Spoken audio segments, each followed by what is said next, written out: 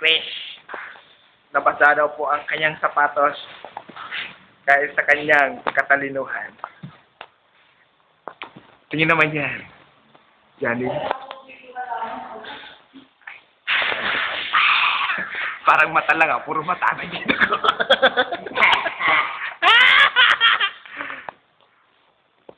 Kasi naman, di mo maalaman kung ano ba ang uling taon to. Nakangaling ng mga lasing. Di mo alam. Ano ba siya? Tumatira mo. Minsan ang tahimik. Minsan ang ingay. Minsan baliw na nga talaga to. Napapakatao siya. Diba?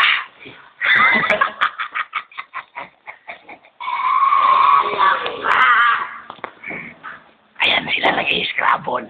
Ano bang tawag dyan? At may dumating na hangin.